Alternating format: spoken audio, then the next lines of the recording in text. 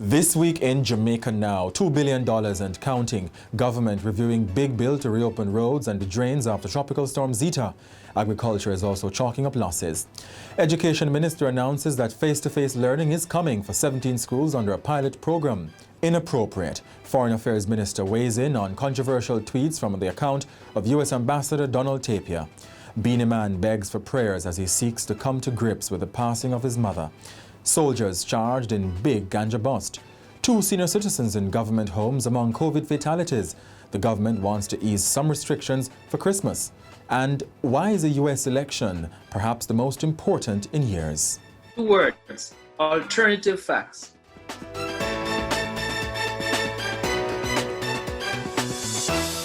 I'm Jovan Johnson and this is Jamaica Now. The bill for Tropical Storm Zeta is at $2 billion and counting. Speaking in Parliament on Tuesday, Prime Minister Andrew Holness said the estimate was preliminary because the National Works Agency was still unable to access all communities which recorded damage. However, he has warned that the estimate could rise significantly. The preliminary estimate covers road clearance, drain cleaning, access creation and road patching, but does not include the cost for permanent repairs or major rehabilitation to roads and bridges. The NWA's preliminary assessment is that over 80 roads island-wide were severely affected by various rain-related events such as landslides, mud flows, downed trees, washed-out bridges, undermined roadways, or inundation, which rendered some communities inaccessible and even marooned. The preliminary assessment indicates that the southern parishes were more affected than the northern parishes. Madam Speaker, I have been informed by the NWA, and they've specifically asked me to make this point, that based on inspection and field reports that they have conducted, none of the recently completed roads, Constant Spring Road, Hagley Park Road, Barbican Road, and Camp Road, have been adversely affected. Meanwhile, the Agriculture Ministry says the damage to crops, livestock and infrastructure is at $1 billion. Approximately 11,000 farmers were affected. Education Minister Fayval Williams has announced that face-to-face classes will resume under a pilot program for 17 schools in 9 parishes from November 9 to 20. 12 of the schools are at the primary level and 5 at the secondary level. Approximately 6,000 students are expected to participate. However, Ms. Williams did not disclose the names of the schools, saying consultations were still ongoing. During that time, November 9 to 20, we will be assessing to determine how well this is working, whether schools are abiding by the protocols, and whether or not there are other emerging issues that we will need to take into consideration to inform future decisions. United States Ambassador Donald Tapia has apologized for controversial tweets made from his official Twitter account on Tuesday. Mr. Tapia found himself in a Twitter storm that saw Jamaica's Foreign Affairs and Foreign Trade Minister Kamina Johnson-Smith commenting publicly, taking issue with the posts. Mr. Tapia said the tweets were not made by him but took full responsibility for what took place. He said an assistant who made the post will be leaving shortly. Dancehall artist Beenie Man has taken to social media asking for prayers as he continues to come to terms with the death of his mother, Lilith Sewell. On Sunday, videos circulated on social media showing Beenie Man apparently fainting at the graveside. Beenie Man said he had kept telling himself that if he remained active, he would be able to function.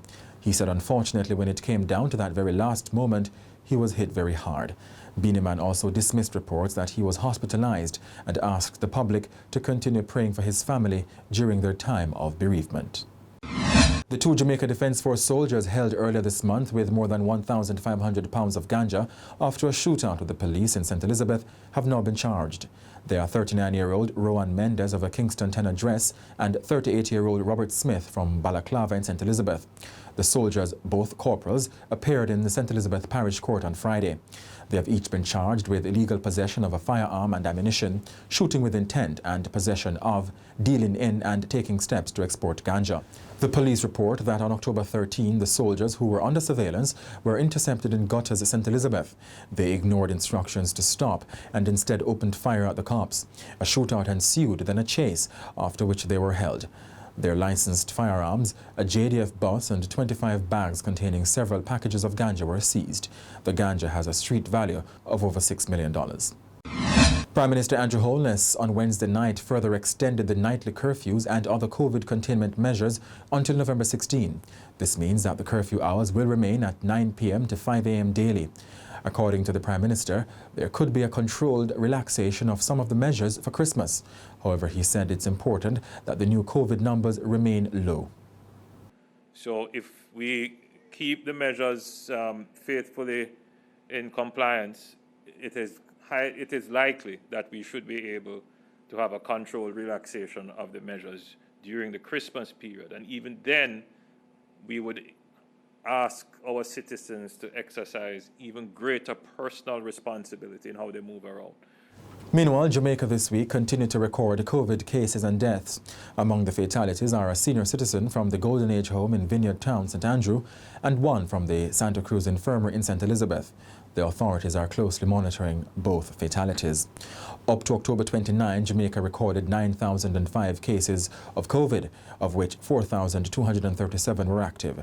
205 people have died. Some Jamaicans in the United States believe that the results of next Tuesday's presidential election may be a verdict on Donald Trump's management of the coronavirus outbreak.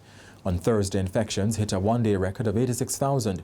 But despite contagion and a growing appetite for limited lockdowns, Ainsworth Powell, a former member of the Jamaican Constabulary Force, has praised the Trump administration for saving lives.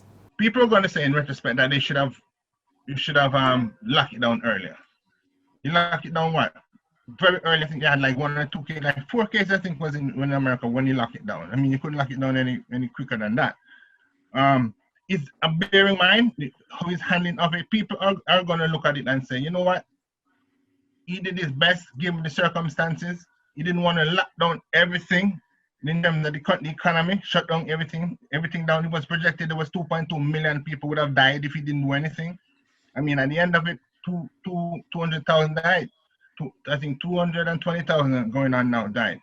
So basically, you could say save 2 million lives by locking it down. But Mr. Powell's assertions were challenged by other forum panelists who lambasted Trump's alleged cavalier view of the virus, calling his administration negligent. The fact that there's a pandemic, nobody is blaming President Trump for the pandemic. The challenge is that he did not and have not managed it well. And that's a fact. Some years ago in China, there's a man called Jim Jones who was able to get cyanide. And what you have done is to bought into Trump's Kool-Aid. And you need to, in fact, think critically. You compare a country leader to the president. Yeah. I mean, that's ridiculous. And that's it for this edition of Jamaica Now, your weekly review of the big news stories. Send us your comments at onlinefeedback@gleanerjm.com. Follow us on Twitter and on Instagram @Jamaica Gleaner and on Facebook @Gleaner Jamaica.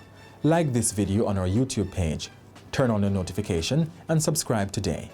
I'm Jovan Johnson, and before we go, more from the Gleaners Editors Forum ahead of the November 3 U.S. elections. Donald Trump has no capacity to reason, no capacity for critical thinking.